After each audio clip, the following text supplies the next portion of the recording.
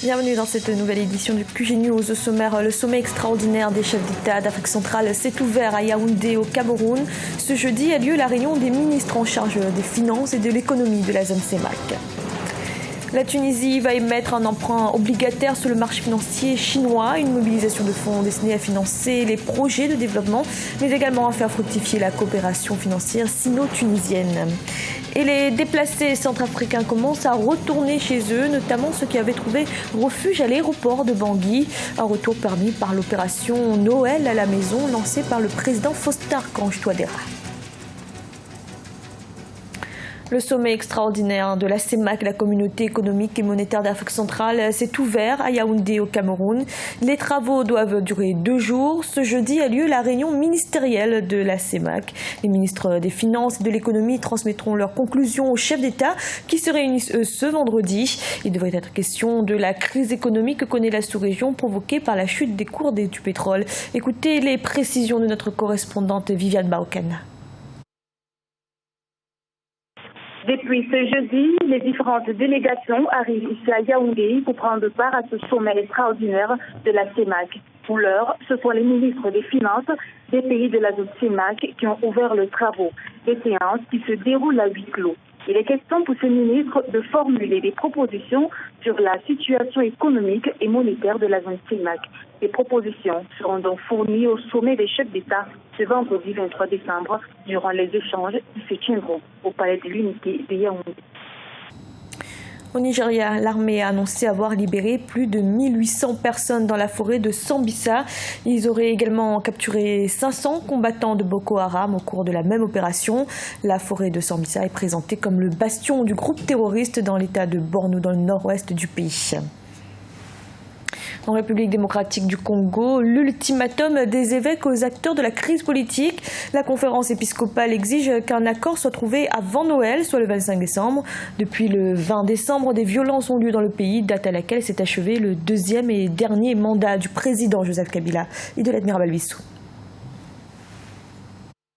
La tension politique se poursuit en République démocratique du Congo, alors que les négociations ont repris mercredi 21 décembre 2016 au lendemain d'une journée de violence meurtrière. L'Église catholique a exigé à la classe politique la signature d'un accord avant Noël. Les évêques de la conférence épiscopale nationale du Congo, Senko, jouent le rôle de médiateur dans ces discussions entre le pouvoir et l'opposition. Notre souhait est de clôturer avant Noël.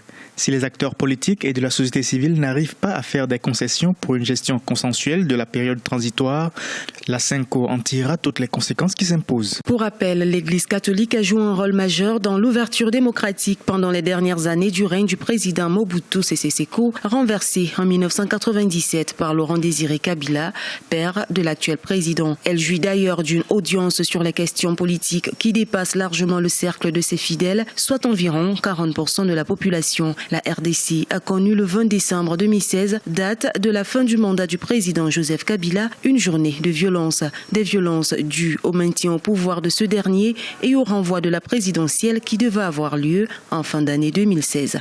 Pour le camp du rassemblement, c'est-à-dire de l'opposition qui n'avait pas participé au dialogue tel qu'organisé par Edem Kodjo, les élections doivent avoir lieu au plus tard au mois de septembre 2017 et pas au mois d'avril 2018. Ce sont là autant de divergences et parmi lesquelles nous pouvons aussi citer la libération de prisonniers politiques et ceux d'opinion et notamment la cessation des poursuites contre l'ex-gouverneur du Katanga, Moïse Katumbi. Les pourparlers sous l'égide des évêques de la conférence épiscopale nationale ont commencé le 8 décembre en vue d'instaurer un régime de transition chargé d'organiser la présidentielle. Ils avaient été suspendus le 17 décembre en l'absence d'avancées majeures avant de reprendre le 21 décembre 2016. La Tunisie pourrait bientôt émettre un emprunt obligataire sur le marché financier chinois. Les fonds mobilisés serviront au financement de projets de développement. Un accord a également été conclu afin d'introduire la monnaie chinoise dans les réserves de devises de la Tunisie, ce qui devrait permettre de donner un nouvel élan à la coopération financière entre les deux pays. Siamo Victor Lassedi. L'État tunisien a annoncé le 13 décembre l'émission prochaine d'un emprunt obligataire sur le marché financier chinois.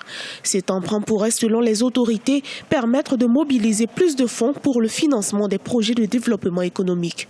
Les gouverneurs des banques centrales tunisiennes et chinoises se sont accordés sur le principe d'un accord entre leurs devises, le dinar tunisien et le yuan chinois. Le yuan est intégré depuis quelque temps déjà dans le panier de devises que la Tunisie utilise pour déterminer la valeur du dinar tunisien, que les échanges avec la Chine sont en train d'augmenter. La Chine, très souvent, dans ce cas-là, accorde des conditions financières comme les États-Unis, d'ailleurs avec la Tunisie, qui sont au-dessous du prix du marché. L'économie tunisienne a connu de nombreux remous après le printemps arabe en 2011. Le pays qui peine à relancer son économie, mise à mal par des troubles politiques et des mouvements sociaux, a vu sa croissance baisser à 1,2% contre 1,4%. En 2015, le taux de croissance est resté figé à 0,8%. La Tunisie et les gouverneurs sont bien orientés de diversifier l'accès au financement des projets de développement et de création de richesses et d'emplois en Tunisie. C'est une nouvelle orientation, elle est prometteuse et elle est courageuse. Parce que la Tunisie traverse des difficultés financières, mais il ne s'agit pas là d'emprunter de l'argent pour rembourser les emprunts passés. Les besoins en emprunt extérieur de la Tunisie sont passés à 2,78 milliards de dollars. Une hausse qui s'explique par la montée en flèche des dépenses publiques.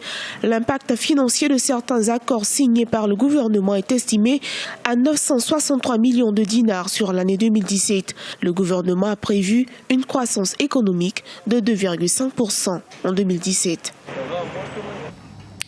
En Centrafrique, les déplacés qui avaient trouvé refuge à l'aéroport de Bangui ont commencé à quitter les lieux. Ils sont invités à rentrer chez eux dans le cadre de l'opération Noël à la maison, lancée par le président Faustin-Archange Touadéra. Pour rassurer ces réfugiés, des patrouilles ont été mises en place dans les différents quartiers de la capitale. Siamo Victoria Sedji. Après 2 années d'exil, des réfugiés centrafricains retournent dans leur pays. Les récents affrontements entre les milices de la Séléka et les anti-Balaka avaient fait de nombreux déplacés, environ 400 000 personnes. Depuis 2015, le président Faustin-Archange Touadéra a lancé un appel à la reconstruction du pays visant le désarmement national. Nous avons déjà commencé à regagner nos habitations. Mes voisins ont de la chance parce que leurs maisons n'ont pas été détruites. La mienne n'a pas été épargnée. Même si nous avons une petite peur dans le cœur, nous devons retourner chez nous comme les autres. Les efforts du président de la République sont rassurants car les patrouilles jour et nuit sillonnent le quartier pour nous sécuriser.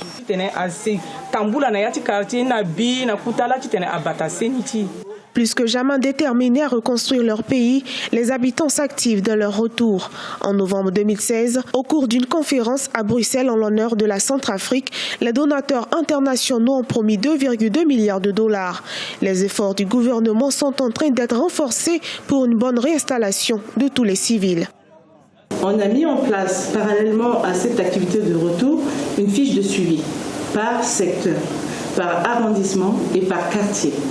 Donc aujourd'hui, mes chefs de secteur sont présents pour enregistrer toutes les personnes qui vont aller dans les arrondissements et quartiers pour nous permettre d'aller vers elles pour assurer le suivi dans les quartiers de retour.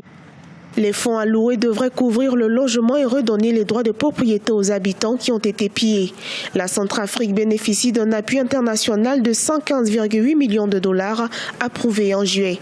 Par ailleurs, le président Faustin-Archange Touadéra a pu obtenir une promesse de 700 millions d'euros de la part de 80 pays et agences internationales pour ces 4 prochaines années. Ce journal a été réalisé par l'ensemble de la rédaction. Merci de l'avoir suivi. Retrouvez dans un instant une nouvelle édition de l'information.